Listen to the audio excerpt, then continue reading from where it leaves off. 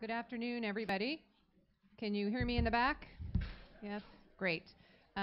Welcome to the Global and Regional Trends with the Water Energy Nexus presentation. We're going to be starting in just a minute. This is an hour session, but just like the other ones, if you've got burning questions afterwards, we can go a little longer. So I have a few logistical things to go over first. My name is Julie Ortiz. I'm with the San Francisco Public Utilities Commission. I'm moderating today's session. And I think by now you all know you are at the 15th Annual Water Conservation Showcase. I do hope you take a moment and help thank our co-sponsors and organizers. They're listed over here on the panel, but they do include the U.S. Green Building Council, PG&E, East Bay MUD, San Francisco Public Utilities Commission, American Institute of Architects, and we have a number of sponsors as well as 41 exhibitors. So hopefully you've had a chance now to go and visit a lot of the exhibitors, but if you haven't, please try to get around to them and have your passport filled out, get a sticker from the different tables, and if you stay till 5:30, you'll have a chance at winning one of our great raffle prizes. So I encourage you to stay. We are paperless, mostly paperless for this, so we're not going to be handing out copies of slides for these sessions, but all of the slides as well as recordings of each session will be posted on the Water Conservation Showcase website, and that's waterconservationshowcase.com. Those will be up by the end of the day. For those of you who are getting continuing education credits, you will want to write down the course numbers. There are continuing education credits or learning units either available for the U.S. Green Building Council or the AIA. So the course numbers, again, are provided at the beginning and the end of each session. You want to write down the course ID number and then log on to your account to report your units. You can only receive credit for one session for each slot. So if you need credits for other units for other professional accreditations, self-report your attendance directly to those organizations. If you didn't catch these numbers at the beginning, again, they'll be on the last slide, or you can come up and ask me afterwards. So we do have two speakers today. One, we believe, is in transit, maybe a little affected with weather. So I'm going to do an introduction of both of them. We're going to reverse the order a little, and Larry Dale from Lawrence Berkeley National Lab will go second, and we will have Carolyn from PG&E go first. And Carolyn Weiner with PG&E is a manager of their energy efficiency portfolio management team. She currently leads the industrial and agricultural portfolios, which provide approximately $40 million in subsidies and technical assistance to those markets. She's also held leadership roles in product management and consulting in the energy sector, as well as other prominent sectors in California. Before joining PG&E, she completed her master's and her MBA from the University of California, Davis. And then Larry Dale, who is with Lawrence Berkeley National Lab, and I should be getting an update on where he is in transit right now, is a staff scientist at Lawrence Berkeley National Lab. He's worked on water resource, energy, environmental projects for the past 25 years. He's also worked closely with the California Energy Commission on a wide variety of water and energy studies and outreach efforts. And these include assessing impacts of wildfires on California's energy infrastructure, studying energy requirements for different domestic water supply options in California, and estimating the impacts of climate change on domestic water and energy supply in Lake Victoria, Africa.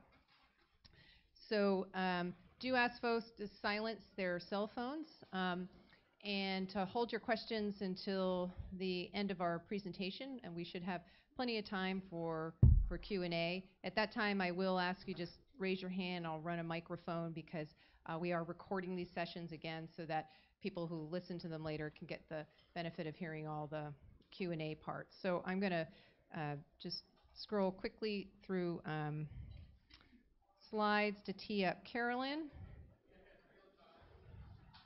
You're getting a little preview of Larry's. Can you go back? Back one. Okay. I will turn it over to Carolyn. See if I can take this off. No. Maybe I'll keep this on. I kind of talk loud, so just let me know if you don't hear me, and I'm going to stand because it's a little bit easier for me to see everyone. So thank you for joining. Can you guys hear me? Do you want me to use a microphone? Microphone? Okay. Nope. It takes a minute. There you go. Better? Okay. Sorry about that. Thank you. Well, thank you for the invitation, and I'm happy to come and talk about kind of an overview of what PG&E has been doing in the space of the water energy nexus. I know Larry was going to do probably a wonderful job of kind of laying the groundwork about what the water energy nexus is, if you're not familiar with that term. I'll kind of do a very brief definition just to kind of set the context for you guys, and then when he hopefully is able to join us, he'll obviously dig in a little bit deeper, but I want to just make sure you guys kind of understand the terminology I'm using. If you're not familiar with PG&E, I don't know how many are local or not local. PG&E is the local electric and gas utility, and we cover majority of the California landscape. We have about how many customers do we have? 5 million, something like that, from diverse backgrounds. So we cover pretty much every type of utility consumer you can think of. So you can imagine we have a very wide variety of programs and services we offer to customers to help address pretty much any need they need from electric and gas perspective. I've been working for PG&E for about 7 years now, close to 7 years now, all in energy efficiency. And the reason why I'm standing here talking about water energy is because there's a lot of excitement going on around how electric utility could help partner and engage with water utilities in hopefully synchronizing our strategies and going to customers and talking about their full set of utility needs. And so part of the Water Energy Nexus was to create the regulatory framework so that an electric utility could partner with a water agency and talk the same talk and speak the same language and define the same type of objectives.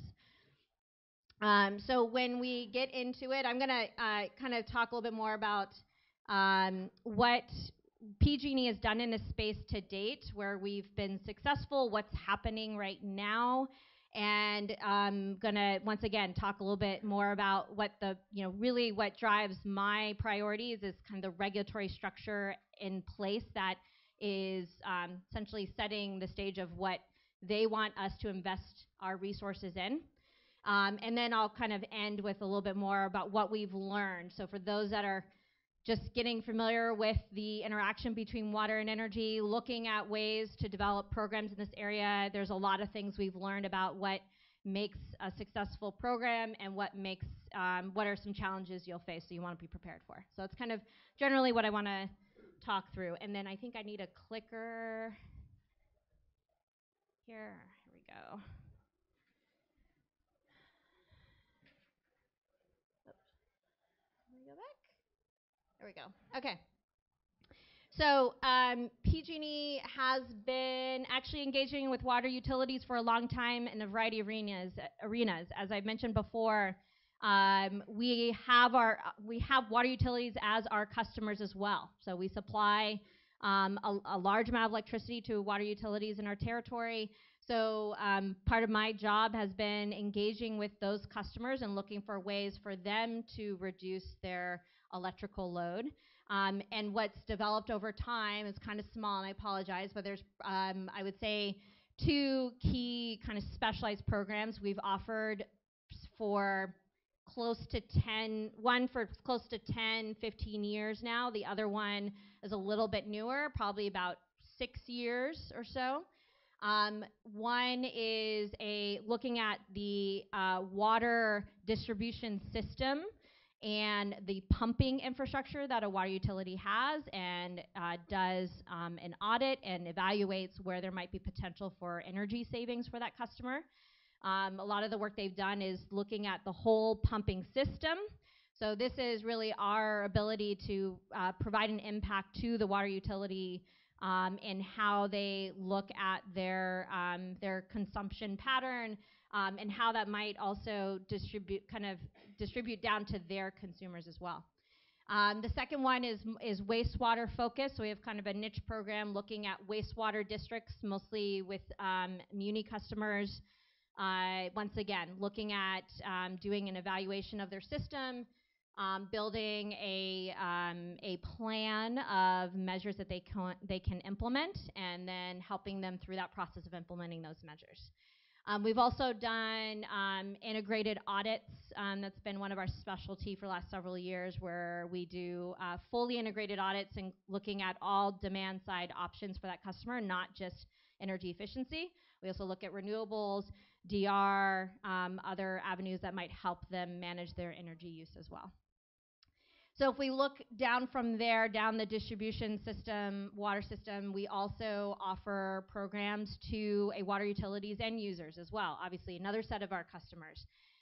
Here we try, especially over the last 3 or 4 years, because of the substantial drought we were facing, our message to our customers was really talking about water first and energy second.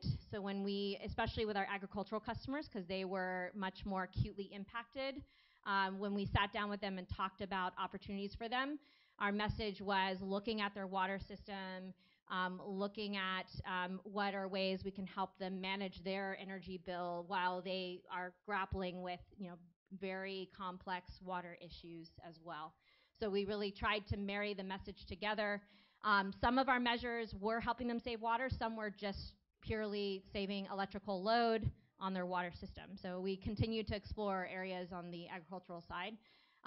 We also did a lot of work in the residential commercial space to target various measures that had both embedded and what I call direct energy savings. So embedded energy savings is really what we mean by WaterG Nexus. For me, that I'm interested in looking at how I can help customers save water, because there will be upstream from that an electrical footprint reduction for me. So that is important for me. But there's also direct energy savings. So I'll talk some about some of the measures that what I say are kind of a trifecta of benefit for society, because they save water, they save electricity, and they save also hot water. So in some cases save gas. So there's a lot of opportunities there. And then lastly, even before a lot of the regulatory structure and quantification of embedded energy started to happen, we were already setting up, we were already realizing opportunities for how we can engage water agencies in partnerships. And once again, I talked about these measures where there are direct and embedded energy savings. Because of the direct energy savings, we already could quantify a cost benefit for ourselves to invest money in that area and partner with agencies to provide kind of a combined subsidy to a customer at the end of the day and do marketing and outreach. So we have been very successful in that area with respect to clothes washers. That's kind of our big story that we like to talk a lot about when it comes to the WaterG Nexus. So all in all, I mean, we've done a lot of work, and we understand how our water utility customers work, how they operate. We understand their business, and we've learned a lot about how to partner and also how to support their needs as well. So once again, I apologize, it's a little small. I'm sure they'll send the slides out if you want to take a look at this. I tried to give you a little bit of snapshot of what's happening in terms of the water savings we've been able to quantify with the activity that we do. And so remember that a lot of the work, I'm just showing a snapshot of 2015 and 2016.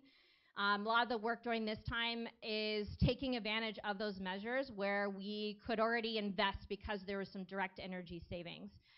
These are measures that are utilize a lot of water at the end use location. So a clothes washer, spray valves, dishwashers, just kitchen systems in general. Anywhere where you're using a lot of water and you're using hot water, that is really where we've been able to do a lot of work and invest a lot of time and money to support these customers. I think one thing to note, the measure mix has generally stayed the same over the last 2 years. In 2017 and forward, it's going to change substantially because we've been so successful that a lot of the measures we've invested a lot of money in over the last several years are now, from our perspective, we talk about like what are the role of our energy efficiency programs.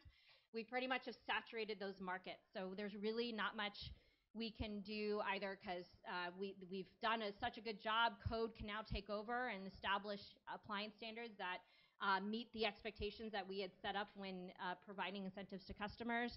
Or customers are so well aware of their options available for that technology, they don't really need our help anymore. They can go out and make informed decisions on their own. So things like clothes washers, we've been starting to scale back because we've done a lot of work in that area. Faucet aerators, spray valves, a lot of these are now starting to kind of gain some momentum in other arenas that really just doesn't necessarily need our investment as much anymore. So you'll see some of those start to dwindle. There are certain pockets where we'll continue to invest. In particular, if you, in the top left side on 2016, we have a separate set of programs for low-income customers. We definitely expect for the foreseeable future to continue to subsidize those types of measures and actually expand in certain areas. So that will continue to play a big role. It's more in our what we call our mass market programs where we'll start to move away and kind of change in other directions. I was hoping to have some snapshot of 2017 numbers, and we're still working through some of the data, so I don't want to say like use this 2017 number. I put like a rough estimate. It's very rough, so don't use it as verbatim, but I just want to give you some flavor of what might be happening for 2017. And the big story, if you look from 2015 to 2017, is the amount of opportunity we've been able to provide is starting to slowly degrade, because if you recall, I mentioned these measures are getting saturated. So we're going to be preparing for looking for new program opportunities, and water can be a part of that. And we're kind of waiting for that process to get started, and we expect some new types of programs, new technology focuses to start to expand in other areas. But this is just kind of, if you think about the life cycle of a portfolio of technologies, we're just kind of reaching these tipping points and have to look to redirect our resources in other areas. I think there's anything else I want to say about this? No. So, okay, so that kind of gives you a sense of what's been done to date. Once again, a lot of work we've been able to do without kind of a lot of regulatory structure in place or utilizing the existing regulatory policies. Now, in the so about this is 2013, so about 2013 to 2016, the Public Utility Commission started actually directing the utilities to look at tools to enable us to do more in the cold water space. So a lot of our work had been in hot water space because that's what we can quantify the value for. Now it's cold water. And so this is really where the commission focused their efforts. And through their various proceedings, we moved forward with collaborating with them on a water energy calculator, which was really what was necessary to take the electric utility and how we fund energy efficiency opportunities and put it in a format that we can easily justify going after traditional water conservation measures, because that really, once again, ties the electrical impact of every gallon saved upstream if we were to work with end users to that water system.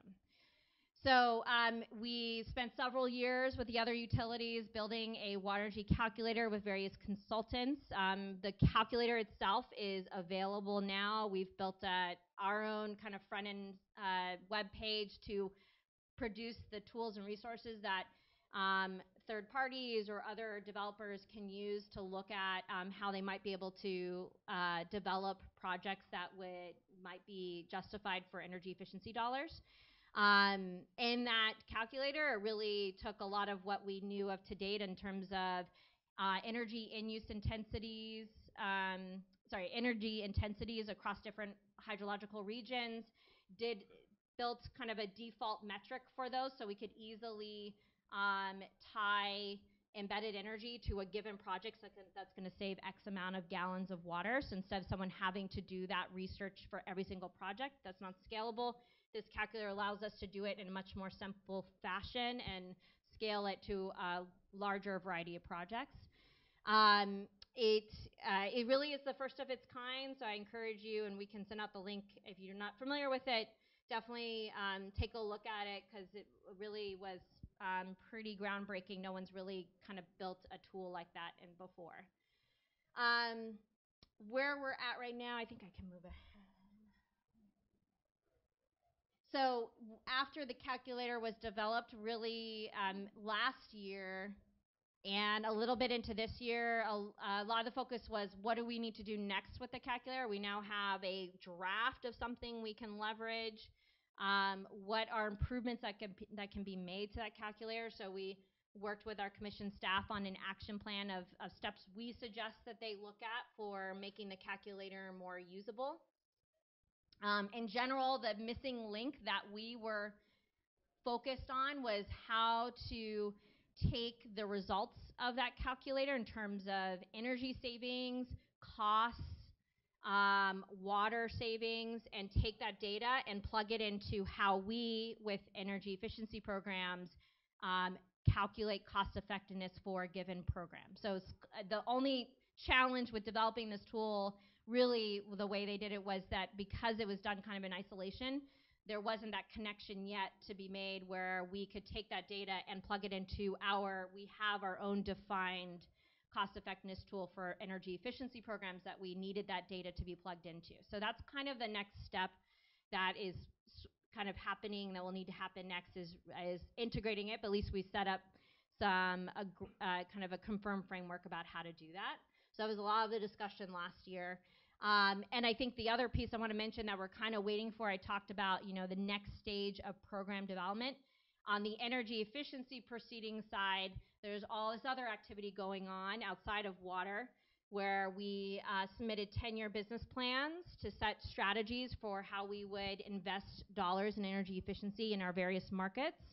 And we are waiting approval on that, and that will trigger steps for us to go out to the marketplace and request proposals for different program designs. So our anticipation is that through that RFP process, we're letting the market provide some suggestions on what programs they want to design in respective markets.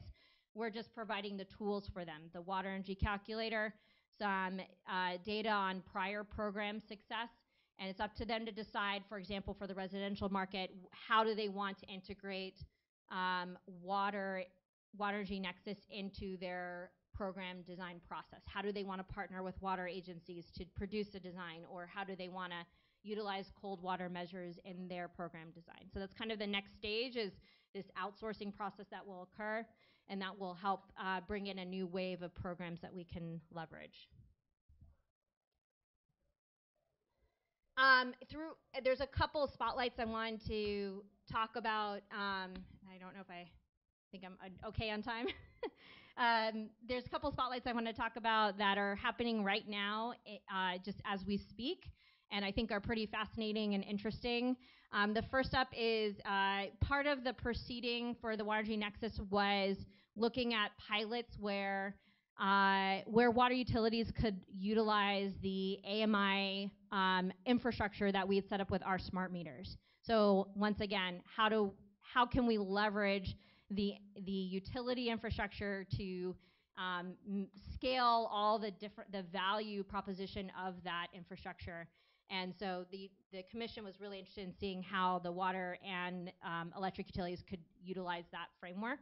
So this is our approach to addressing that question, which is a pilot we're running with one of our largest water utilities, which is East Bay Mud. And they are in the process of rolling out a bunch of smart water meters utilizing our AMI framework. And then we'll start to collect data to see how behavioral programs might help be able to utilize that framework in the future. So this is still in the process of implementation. We look forward to seeing the results at the end of the day, but it's pretty fascinating work, and we have high expectations to see some great stuff out of this. Looking ahead, some things we are interested in how we look at it, once again, when we talk about outsourcing for new program ideas, this is kind of our thought process of how we would want to look at new water energy program options. There's three kind of key areas that someone could pursue. One is technology-wise. So we have obviously a long history in energy efficiency program design with a fairly robust kind of procedure and platform set up for how to quantify energy savings for various measures. We could utilize that operational model, but add in cold water measures where we have more accurate cold water savings information, and marry that with the water energy calculator to actually build measures that can go out to market and we can provide subsidies for. So that's kind of the least path of resistance. That would be the ideal. And we've already started down this path a little bit. We have a set of cold water measures we've put kind of into our process, and we'll be starting to expand in the future as we move forward. The second is building how can we help water agencies expand their existing set of programs. So in California, a lot of water agencies already have water conservation programs. They were mandated to do a lot of this over the last couple of years. So what are ways that we can utilize our marketing expertise, our connection with the same set of customers to maybe scale their offerings and take it to the next level? So if they're hitting a certain acquisition level, is there more we can take it with additional investment in marketing? So this is essentially taking water agencies' approach and just helping to scale it to a broader audience. So that's another option that we could explore that we've been thinking about. And then the last one would be literally building a new program and partnership from the ground up. So taking the concept we built out of clothes washers and doing something similar with other types of measures, other types of water agencies, and basically building in some new ideas into that. Obviously, much bigger lift, much bigger investment, but may create some of the groundwork for something brand new. So definitely not off the table, just will take a little bit more investment. Here, another spotlight I want to talk about in terms of program design. As we speak, I mentioned our low-income programs. There's a lot of work that they are doing right now to expand their program footprint in the water energy space. First is a pilot where they're actually testing audits, education, and some amount of retrofit work with water agencies. And that's kind of taking kind of our clothes washer example. It's doing that similar format, but in a specific direct install model for our low-income customers, which tends to be the preferred model. So that is going on as we speak. And then lastly, they're also on the low-income program is on a separate proceeding from our larger mass market programs. And so they're in the process right now of already starting to identify cold water measures, as I mentioned, that they would include in their programs and assess cost effectiveness for those measures and see what they can do to push that into their measure suite. So they're essentially doing similar work that we have started doing. They're probably a little bit further along just because their proceedings a slightly different time frame than ours. But all in all, I mean, the big message is PG&E in every arena where we are touching customers on energy efficiency, we are doing some work around how to expand our water energy nexus activities even further than what we've done in the past. A couple things I want to mention. We did some work last year on evaluating where we see the biggest bang for our buck as it relates to utilizing the water energy calculator. There's a couple of areas we honed in on. We did some market research to really understand where there's a big market application, so market size, what's the water savings potential for various technologies, what's the energy intensity. So there's a lot of different ways you can slice your customer data to really come up with a good marketing and program strategy. And where we're thinking we will, what we'll be kind of talking to the marketplace about in terms of program ideas are, first one is, granted, definitely a challenge, but definitely it just has such a big market footprint. We think there's something worth continuing to pursue there, which is residential turf removal. So there's been a lot of work in this with water utilities to date. Huge footprint for us in our territory, and so something we want to continue to pursue. Looking at water leak detection in two parts. One, in the residential market, there's a lot of great technologies that are starting to make it cost effective and easy for you to look at water detection and pressure management. So is there ways that PG&E can utilize their existing residential programs to support that in some way? Also, upstream from that, working with water districts themselves on water leak detection. We did some pilots several years ago. Needs a little bit more work in accuracy and just kind of validating the energy savings, but there's definitely a lot of potential there. We know leakage is a big issue and one of the primary drivers of water waste, essentially. So we definitely want to continue to explore that.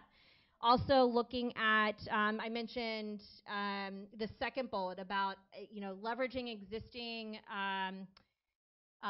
options that water utilities have out in the market in terms of water conservation. So for us, that's really looking at irrigation districts. So we have a huge agricultural market. Irrigation districts would be a kind of a primary target for us that we would look and explore and see if we can help expand their existing water conservation programs in some way. On the commercial side, two areas that we saw were seemed to be the biggest footprint for us to pursue. One, which we've been doing some work in, but should look at expanding, and one of the other utilities is exploring this right now, which is commercial kitchens. So obviously looking at commercial kitchens, there's huge water footprint there. And we already have established relationships with customers in that arena and established kind of expertise. The second is fitness centers. So when we did our research, fitness centers actually came up to be kind of the highest, another high water footprint where we can kind of go in and target a very small set of measures and hopefully scale kind of investment in the area very quickly. So it's another idea that we've been that we've kind of finalized as one of the primary targets. So that's generally kind of where we're at right now. We have some ideas. We've done some of our data crunching to see where the water energy calculator could best be utilized, and now we're kind of waiting for our business plans to be approved so we can help push some of those ideas out to the marketplace. All right, so in closing, a couple of things that we've learned over the years to be aware of. And continue to be a little bit of an Achilles heel, if you will, of how we progress forward. The first one is quantifying embedded energy is such a new topic. If you compare it to the life cycle of energy efficiency investment, we've been investing in energy efficiency for 40 years now, 45 years. So compare that to what we've done with embedded energy. We're just scratching the surface. There's so much more data that needs to be collected. And it's really just in its infancy. So there's a lot of work ahead to just better understand energy intensities by hydrologic regions. We need to continue to build our data set there, better understand how droughts are affecting these regions. There's a lot of variability with how those numbers are coming out year over year. So we haven't cracked the nut about how to manage that in terms of accuracy and how we quantify our savings, and then how that then reflects in the amount of investment we should make in that area. The second is just technical implementation challenges. So we have some data on water energy potential, let's put it that way. Still some more work needs to be done to expand that further. So we've been asking, kind of working with the CPUC to see where they want to look at further investment and potential.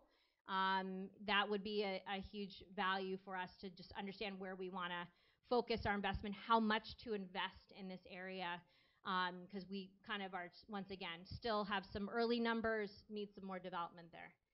Next up is there's, once again, with the operational machine that's been stood up with energy efficiency programs in California, there's a lot of information that's required when you develop a program and you develop a project.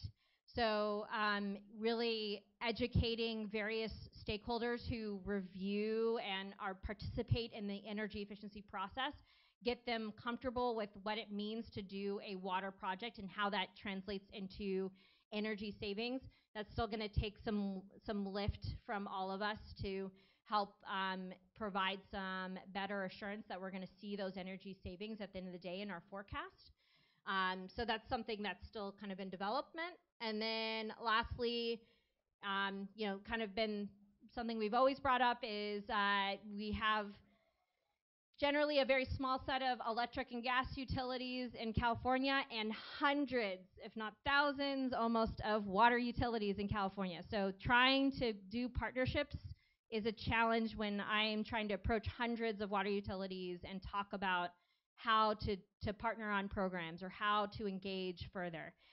Each utility does their data collection differently.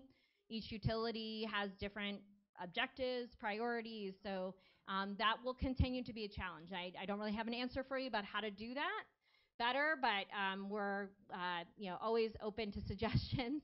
But that will be something that will kind of slow kind of the development in this area as we move forward. But definitely a challenge we're willing to take on if we need to. And I think that is it for me. Thank you.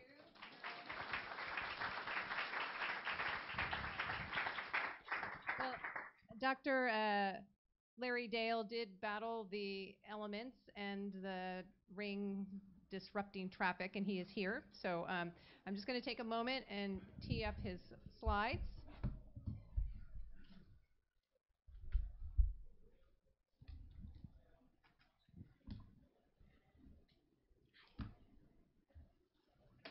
Thanks for going first. No worries. Here, why don't you sit there? How do these things work? It's just arrows. It should be a laser. And this is a top. laser. Yeah, it Okay. should be a laser. Thanks. And then you can use her microphone. It's probably better. Okay, the floor is all yours. All right, thank you.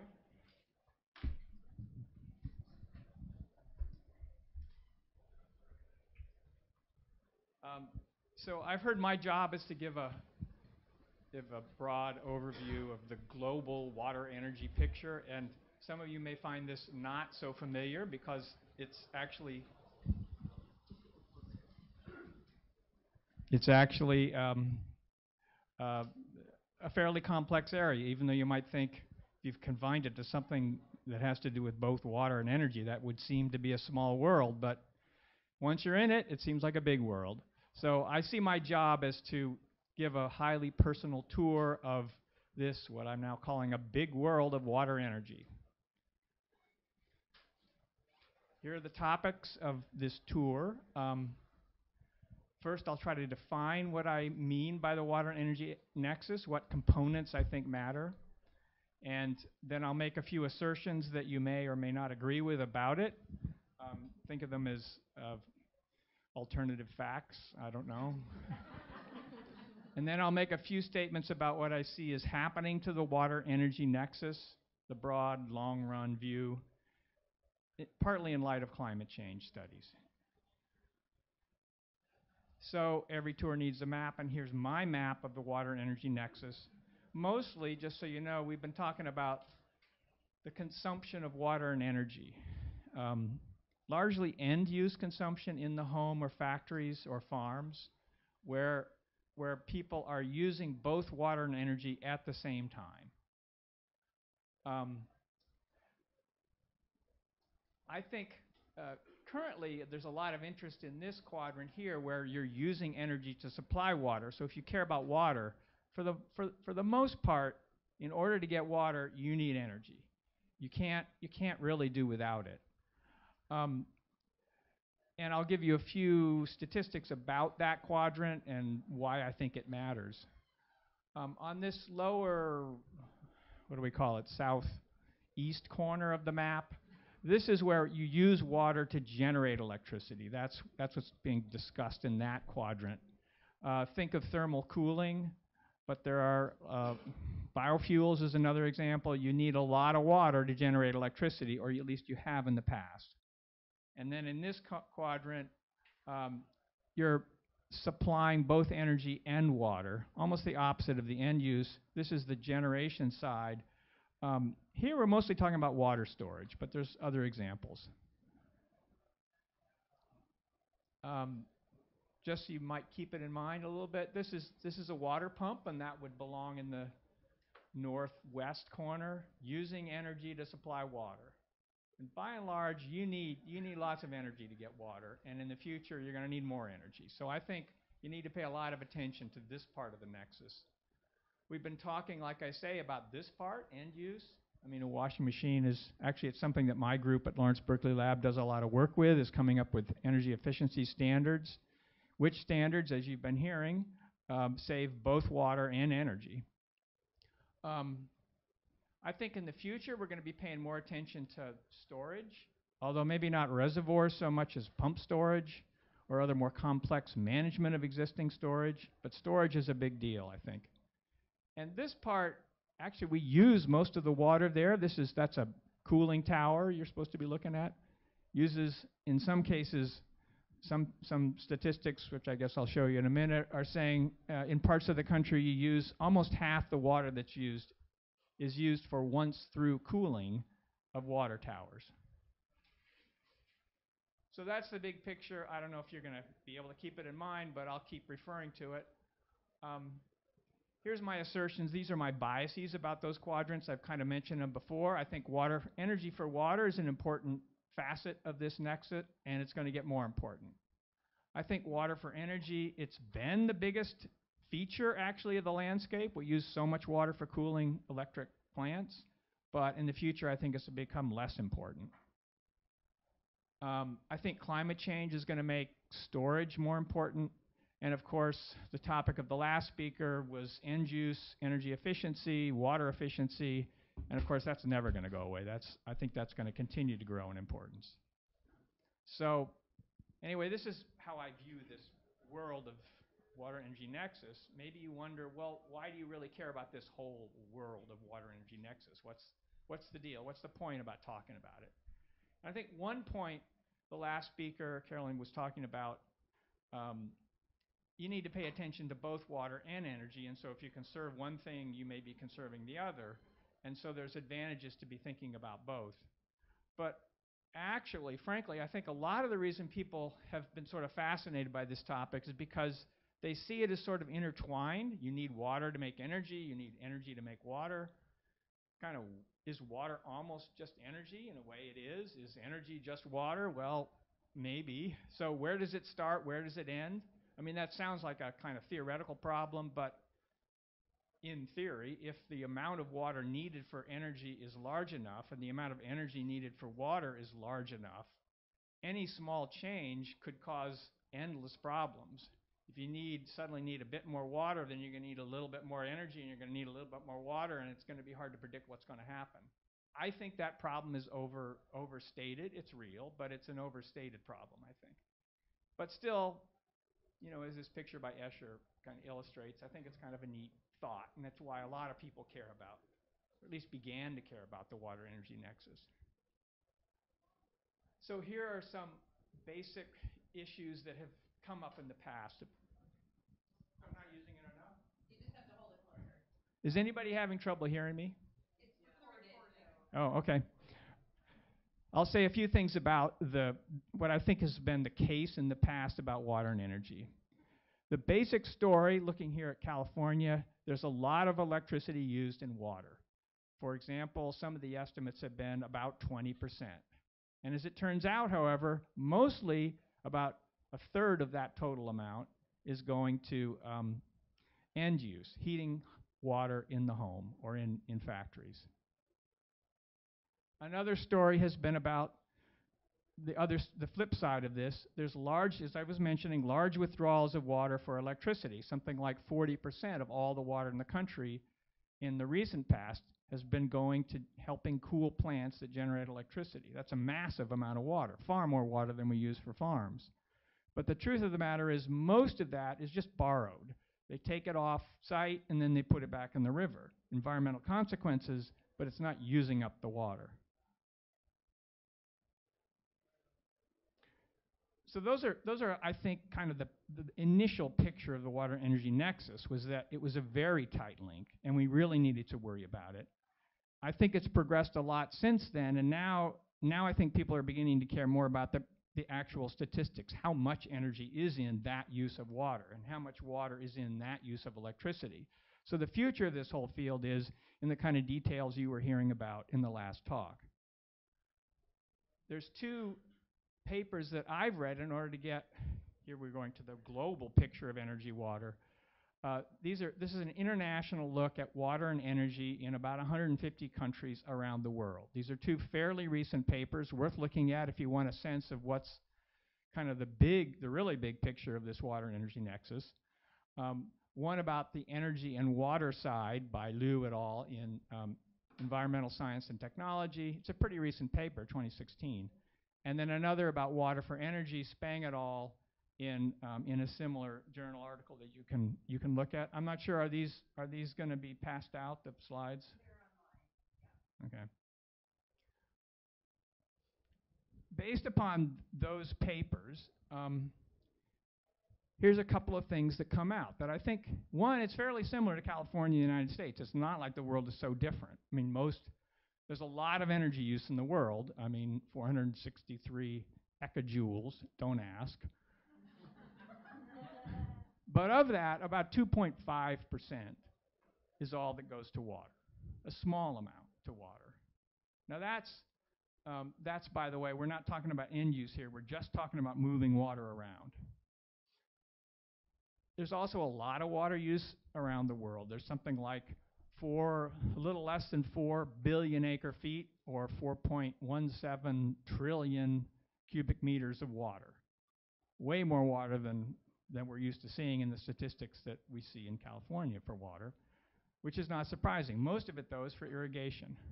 But the thing I think that's interesting and you should keep in mind is that gathering data from 75 and 2010, although it's something I had to put together from the statistics that were in those two papers, but it's pretty clear that energy use for water is going up faster than water use. So that the energy intensity around the world over this, 35-year period, it's gone up about 20%. And I think that's a pretty conservative estimate. But I do think it's significant. I don't just think it's a random error in the data. Another thing to keep in mind is that the energy cost of water, the embedded energy in water, using really conservative statistics, is a little bit under 10%. I think it's probably more like 50 to 60% if you were using actual numbers, but it's just hard to get a hold of actual numbers for the price of water and the price of energy around the world. 5 minutes left. No, you have 10. Oh, maybe it's a question? I think we'll hold questions till later. So the reasons why I think the energy intensity of water is going up, they're fairly obvious ones. Used to be U.S. was the largest user of energy for water. Since then, in the Middle East, there's been a big shift towards desalination. That's happening in this country too. It uses a lot of energy, as you all know. In India, there's been an increasing reliance on groundwater. It used to be almost all surface water. That's another reason why energy use for water is going up. And finally, all these things are going up in China. China is using massive amounts of energy, and it's now the largest energy user for water in the world. Used to be the United States. The flip side of this is, what's the story about water for energy? Again, part of the story is the same. There's an enormous amount of water use, as you were hearing, but only a small fraction, about 1.2% of that water is going for energy. And of that, and this was a surprise to me, most of the water that goes to energy is used in the extraction of fossil fuels. Coal, oil, lots of water. It's usually low quality water, but it is water, and if you're toting up all the statistics, it comes out to a fairly big number. The rest, the bulk of the rest, is going towards electricity for reasons I've been talking about. But here, these statistics, by the way, are just for consumption of water and not just the application of water, which is a different matter. And again, in this case, when you make very conservative estimates about the price of electricity and the price of water, or price of energy and the price of water, only a really small fraction of the energy price goes towards, is made up of water. It's about 0.3%. Compare that to 10% using similar kind of assumptions about energy for water. So this is one of the reasons why I think water for energy is a less important part of this picture of the energy-water nexus. Another reason why I think it's a less important part of the nexus is that there are so many options available for generating electricity and generating energy without water. If you look at this slide, I'm sure it's a little hard to see, but on the left, you have sort of traditional technologies for generating electricity, and on the right, newer technologies. On the left, it would be once-through cooling for coal plants. Moving to the right, it would be recycling, use of not natural gas, shifting away from nuclear energy to natural gas. And then in California, we're mostly now using dry cooling, so you don't need water at all. And renewable energy sources also need very little water. So again, if you're trying to balance out what's the importance of these two sides of the water energy nexus, I think it's fairly obvious that in the future, the more important side is the energy for water, and the less important side is the water for energy. We just talked about this, so I'll move on. So that's my sense of the roadmap. That's the way the world looks in this nexus to me. So what's going to happen in the future? And I guess I'll mention just two things. One, looking at the past in the water supply for Southern California, I think the trend towards higher energy intensive water sources is really dramatic. Here's a chart with the sources of water in Los Angeles displayed roughly in order of the time in which they were developed. And on the right, and on the left, so on the left you can see Los Angeles started with mostly local surface and groundwater. Then in 1913 they built the famous LA Aqueduct, which here, if you're looking on the left-hand axis, kilowatt hours per acre foot, all these sources up to about 1913 used less than 500 kilowatt hours per acre foot. They were fairly they didn't use a lot of electricity for the water. But after that time, moving to the Colorado River Water Project in 41, the State Water Project in 60, and then most recently in parts of the LA Basin where they've been putting in desalination plants or are planning to, Huntington Beach, San Diego, the amount of energy for the water is now exceeding that for the State Water Project. These are both over 3,000 kilowatt hours per acre foot. So the future, if you're worried about how much electricity is going to be going into the water supplies we've got, it doesn't look good. It looks highly energy intensive, which means there's a whole lot of importance that has to be given to what we were just talking about. How do you conserve water and energy in the end use? The other thing I think that's going to be sort of affecting the way we use water and energy is climate change. And I don't know, maybe like a lot of you, I stare at these charts a bunch. These are pretty old charts, but the story hasn't changed a whole lot. Everybody's pretty sure that it's going to get warmer. but they're not really sure what's going to happen to water supply. The most recent estimates that I was reading were it's going to get a little bit drier. When this thing came out, it was slightly wetter. So they really don't know about water supply. But I think if you had to guess and you wanted to be a little bit conservative, you could probably say it was going to get hot and dry moving into the future. I think that's a likely scenario. So let's use that and look at that roadmap of the water energy nexus and try to decide what's going to happen based upon those things, that scenario for climate change. Here we've got these 4 quadrants. Ignore what I wrote there because I just scribbled those a little while ago. But I think, as I was just saying, I think if it gets hotter and drier, we're going to need more water. The relative price of water is going to be going up. And mind you, it's relative price because it can go either direction. But if water is getting scarce relative to energy, then I think this quadrant gets a lot more important. More desalination plants, more recycling of water, more long-distance transfers, more heavy use of groundwater. We have a huge aquifer in the Central Valley that, even though we're worried about overusing it, but the potential to overuse it is enormous. There's 3,000 feet of water down there. There's 100 years of water supply in the Central Valley aquifer. So that's a big concern and a big kind of issue, and a reason why I think we've got to pay a lot of attention to this. I think also the trends can continue. We're going to use less water for energy. If water's scarce, we're not going to use it for energy supplies. We've got plenty of technologies to avoid going down that path. I personally really care about this quadrant. If in this quadrant we're talking about pump storage. I think storage is growing more and more important. I don't think we're going to build a lot of new reservoirs. We may build some.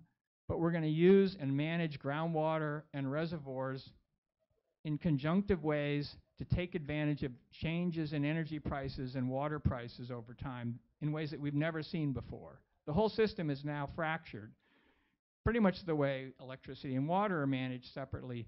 All 100-odd water districts all control these separate water sources. They control and the farmers in the areas control the groundwater and the surface water. Getting all these people to work together is going to be hard, but the potential is quite enormous, both for pump storage, thinking about electricity on a kind of short time scale, or conjunctive management of reservoirs and aquifers on a longer time frame. I think that's going to be a big trend in the future. That's that quadrant.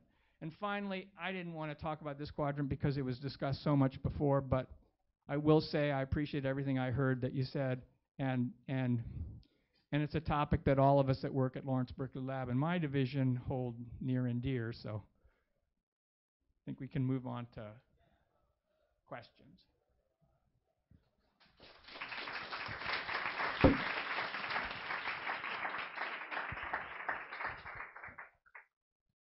Terrific. Okay, I'm going to ask folks to speak into the microphone, and I'll pass it around. Is anybody looking at a nexus between the solar and wind power and desalinization? I'm not, but I can guarantee they are. Yeah. Yeah.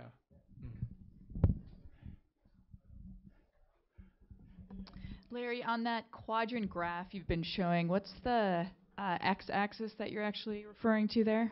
The y-axis you said produce. If you want to go back to slide 23, I'm curious. Was it the LA water supply, or is it the Nexus quadrants? Yeah, the Nexus quadrants. I'm curious what your axes were.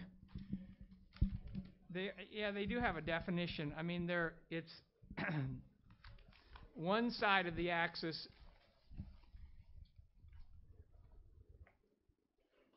The x-axis is plus or minus energy use, and the y-axis is plus or minus water use, where I think it all originates in the middle.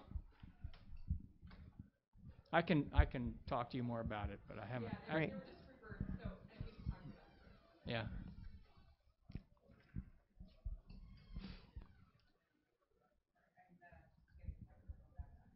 Okay. Hi, Hi, this is a question for Carolyn. Carolyn, does PG&E anticipate offering the RFP for cold water measures specifically to areas with high embedded energy, like areas that have imported water or areas that are considering desalination plants? So when I talked about outsourcing, we're not even getting that specific at this moment. The outsourcing will really be looking at a segment level. So we will be asking the market to provide program designs for residential customers. And within that, we are expecting them to get very specific to say where they would be targeting a program, what would be the makeup of that program. And will be specific asks around if you are going to be pursuing looking at water, what would be those kinds of measures that you would be pursuing, and then we would work with them on kind of the quantification of that information. Great. Yeah, this is for Dr. Deal. With your graph on the LA water use and energy, it looked like it dipped for wastewater reuse. So I'm curious where you feel like where that fits into the water energy nexus, the water reuse. I was actually really at the end of that chart. I mean, we can go back and look at it, but at the end of the chart, I had a big question mark about where it's going to go. And I think it is an open question right now. They're considering a lot of desalination, which is surprising to me because it's so energy intensive. But the other options are conservation or recycling. And I think if they're done right, they can save energy, but they're just more complicated to do, and there's other issues involved. So I guess I would say my sense is that's one of the big questions for the future is which direction California as a whole and Southern California basin in particular moves.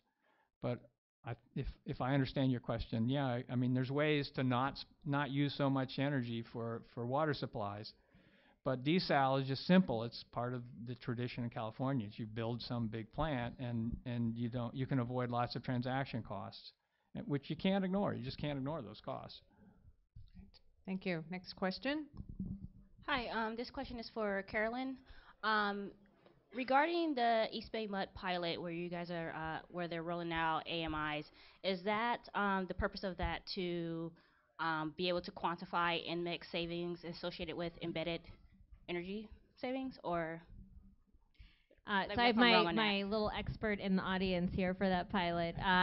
No, actually, it's more fundamental than that. It's really just looking at the relationship of the water utility and electric utility about how we would utilize that AMI infrastructure.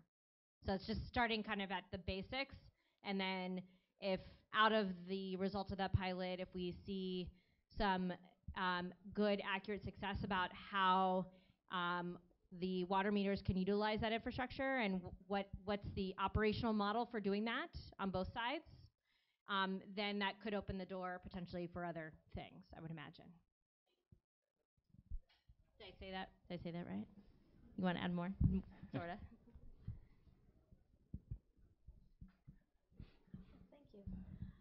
I have one question for each of you. Thank you. A follow-up on the desal. I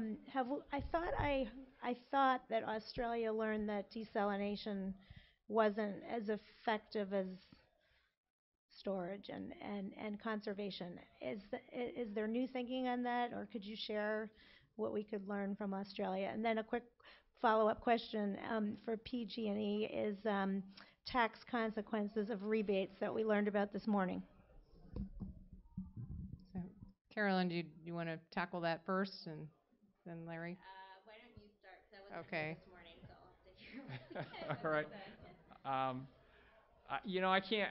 Unfortunately, I can't answer it really directly. I know Australia, in many ways, is sort of facing what California is in the midst of, and they've experienced worse droughts than we have, and their concern about water is probably greater than ours.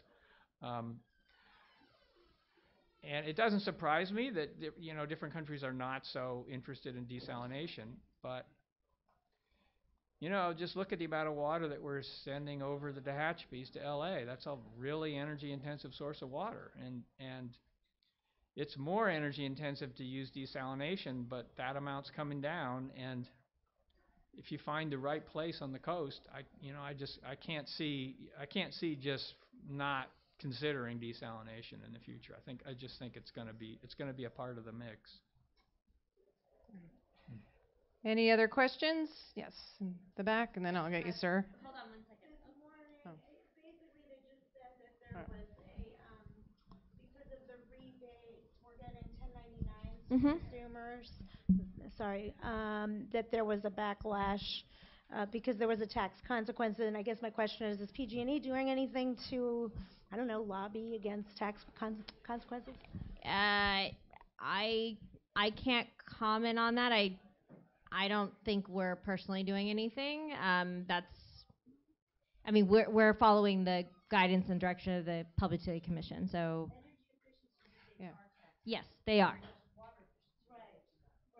Yeah. Yes. Okay, I'm going to take another question. I've got another 2 back here. Mr. Dale, I wanted to know what's going to be the end product of your research. Is it to better quantify the embedded energy, or to just establish a better relationship between the energy-water nexus? Well, in some ways it's really impractical. It's just there's a couple of publications that some of this work will end up in. Personally, though, and there's 2 areas where I do a lot of work that's quite practical, and one is energy efficiency of different appliances, largely household, but not just, some industrial. And I care a lot about groundwater pumping and pump storage, and I think that's an area that I really want to emphasize in the future. So yeah, you can see the rest of this is just sort of, I think it's useful to have a sense of where the world is going, and getting a big picture like that can, I think, inform a dialogue in ways that it's hard to know and it's hard to articulate at the moment. But it's fun to do. I like that kind of work. Thank you. Hi. A few years ago, I'd heard that the Hetch Hetchy pipeline was losing about 30% of the water that it was moving. Is there mitigation to address that in the pipeline? Going to have to ask the San Francisco Water Department about this. I don't, I'm sure they do have a lot of leakage, but. Any other questions? Well, I want to thank you all for coming, and please join me in thanking Larry and Carolyn for their great presentations. And you can find their slides again on the waterconservationshowcase.com website. Thank you all. Were you coming from Berkeley? I was coming from Berkeley. I can't even